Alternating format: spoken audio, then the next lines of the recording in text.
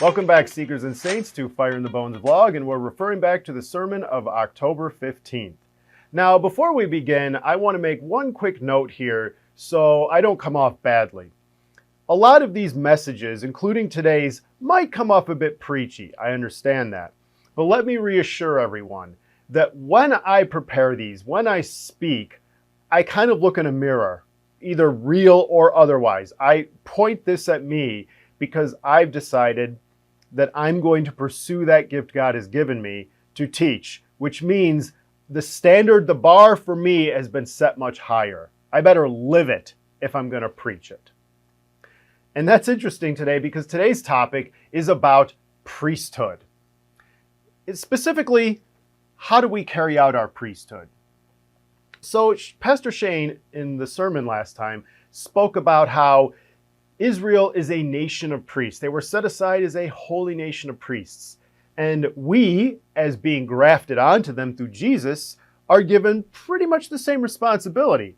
And if you don't believe me there, remember what he says in Matthew 28:19 with, "Go forth and make disciples." So we are priests. And we have to take this seriously. Because consider this. Pastor Shane mentioned that the rapture is imminent. We don't know the date. Imminent is a broad term, but we know it's coming. We can't deny that.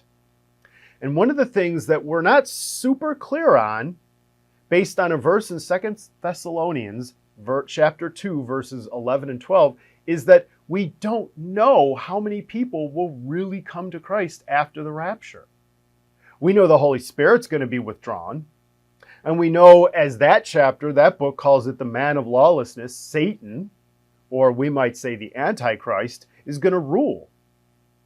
And during that time, according to 2 Thessalonians 2, 11 and 12, he is going to deceive everyone. He is going to make everyone believe a lie, and God's just going to let him have it. He's going to foster it. So, how many are going to come to Christ after that? Probably not many. Maybe none.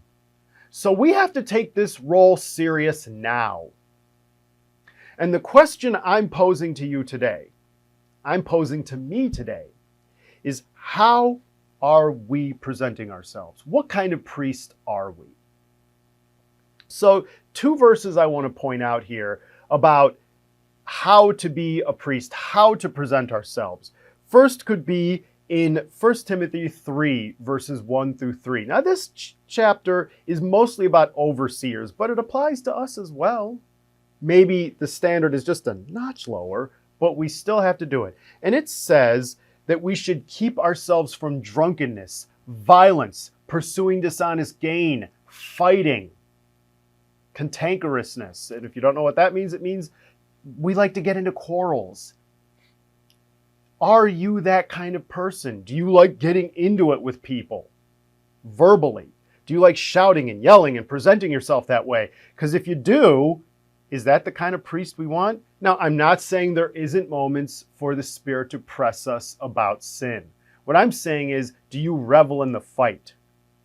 Is going out to present the gospel a battle or fight club? Because if it is, you're not going to win a lot of people that way. Because also consider James 3:17.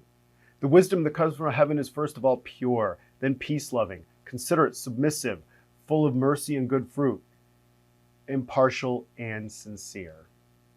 These are the qualifications of an overseer. And if we are a priestly nation grafted onto Israel, if we are priests grafted onto that nation rather, shouldn't we carry out that as well? So consider this. It's an old axiom. What goes into you comes out. Another way of saying it is garbage in, garbage out. If what you take in swirls in here and comes out in a bad way and ruins your witness, what kind of priest are you? We know that media causes people to change. In the last 10 years, I've spoken with people that have accepted things that I would never have dreamed of them accepting 10 years ago, including me. There's times I've caught myself thinking, whoa, am I agreeing with that guy online all of a sudden? That's horrible. And we know that misinformation and anger gets clicks. Okay, if you're not aware of that, misinformation and anger get clicks. I wouldn't be surprised if years from now we find out a lot of these online personalities were just doing it for the money.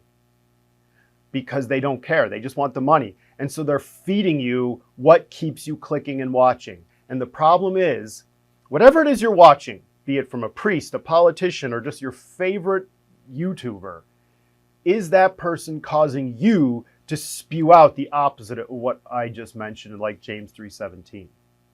Consider it. Really take stock of yourself. And consider a few verses I have here.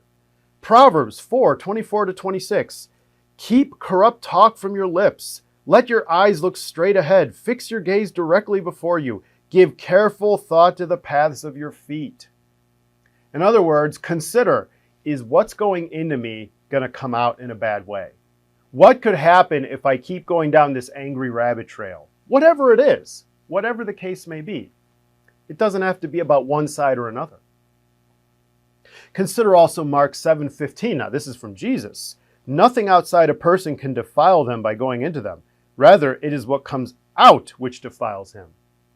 So the comment section is not what defiles you. It's letting it in, letting it seethe and roil in you. And that's what causes it. We can't stop the comment section. We can't stop that person from saying that vile thing. But what we can do is stop it from entering, taking root, corrupting, and coming back out. Because once we do that, we've ruined ourselves. Consider also a warning from Paul in Titus 3:10-11. Warn a divisive person once, then warn him a second time. After that, have nothing to do with them. Such a person is warped and sinful. He is self-condemned. Do you like starting fights? Are you that person that loves to send that angry liberals or conservatives are doing such and such? You're being contentious. Have you ever considered what that's doing, not just for the people inside your church, but what is that doing for people outside when they see you doing that? What kind of priest are you? Are you really worried about these wisdom things of God? And that's my question too. I have to ask myself that daily. Am I considering the effects of the rapture? And I'm embarrassed to say, no, I fail in that. So this isn't just for all of you, it's for all of me too. Because garbage in, garbage out destroys the laity, destroys the community, and koinonia goes right out the window. If nothing else, here's the conclusion of the matter. Watch what we take in. We are holy priests in the order of Melchizedek, with Jesus as our model. And yes, we couldn't possibly be as good as Jesus. But we are holy priests. We need to start acting like it. Thanks for joining me this week. If you want to refer back to October 15th for the full sermon, I recommend it. Otherwise, see you next week, and thank you for joining us on Fire in the Bones.